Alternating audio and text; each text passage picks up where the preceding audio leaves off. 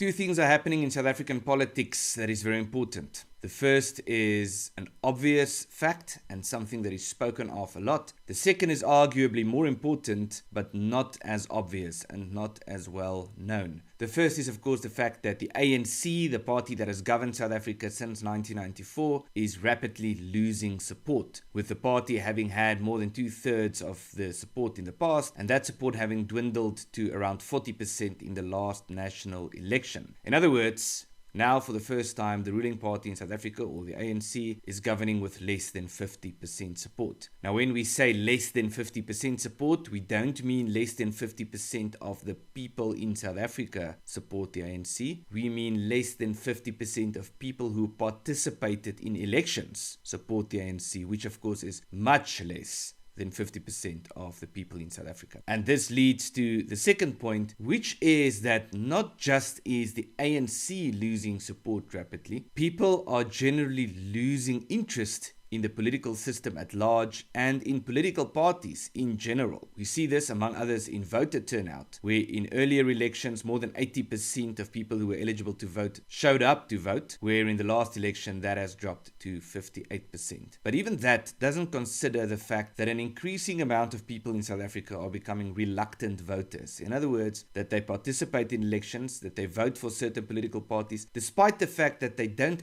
actually support those parties, or that they are quite uncomfortable with the parties that they vote for, but that they do regard them as the least bad of all the options that are available to them. After the 2024 election, there was some renewed hope and optimism among many people in South Africa regarding the so-called government of national unity that was established. Because the ANC couldn't govern alone as it did in the past, it had to form a government with some of the opposition parties. But that support is quickly dwindling. Surveys by the Social Research Foundation, for example, have found that while support for the government of national unity was around 60% in September 2024, that has dwindled to around 50%. In other words, a loss of 10% by February this year. Now, it's safe to say that that support has dropped even more since February because of the long list of internal conflicts, disagreements, policy gridlocks, budgetary differences, and so forth that has happened since February. Now, part of the problem here is the fact that the ANC is still trying to govern the country as if it is the sole party that can make decisions, but it cannot do that because it needs support to get its policy ideas through. Now, the ANC has historically been very antagonistic towards rival organizations, more so than towards what might be called opposing organizations. Now, the difference between a rival and an opponent in ANC ideology is that a rival is an organization, a party or institution that competes with your party for the same support base, while an opponent is an organization that is ideologically opposed to what you are doing. And so we could describe from this frame of reference parties like the MK party and the EFF as rivals of the ANC, precisely due to the fact that they are ideologically quite close to the ANC, while parties like the DA are opponents,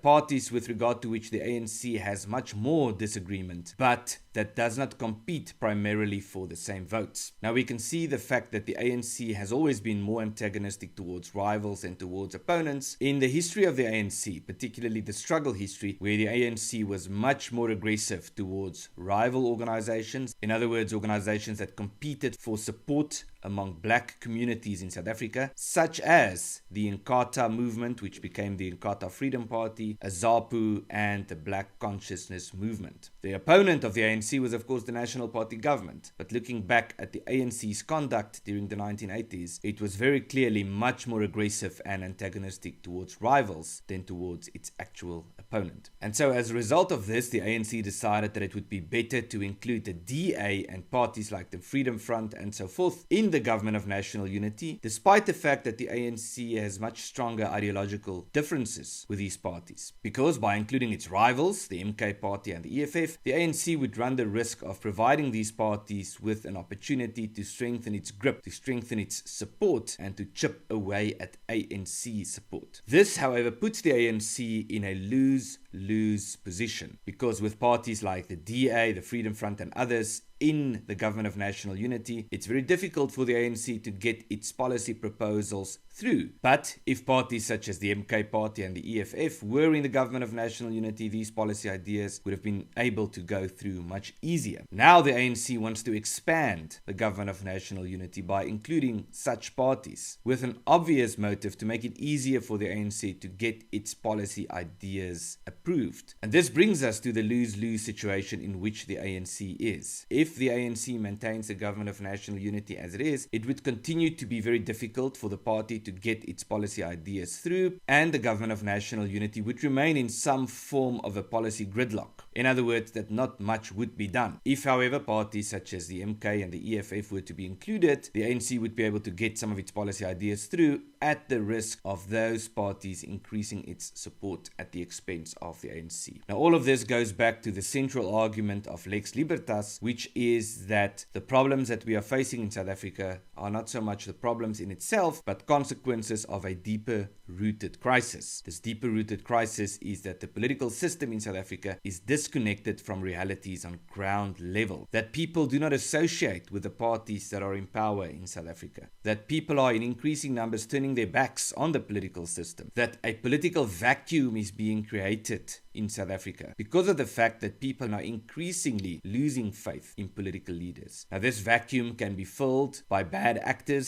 such as organized crime, gang-related activities, and so forth. But this vacuum can also be filled by good actors, which are simply well-organized communities. And we see both happening in South Africa at the moment. A lot of people in South Africa are very concerned about the future because it does seem that the country is crumbling, and more particularly that the political system is crumbling. But we should bear in mind that with changing circumstances, certain doors close and certain doors open. In other words, there are certain things that are becoming increasingly difficult in the current South African political dispensation, but certain doors are opening, including an increased local and international acceptance that the ANC is not the party that the world was led to believe, and including an increased acceptance that the future in South Africa lies not through political parties or through state dependency, but through active, hard-working communities. There is much work to do in this regard, but there does seem to be a changing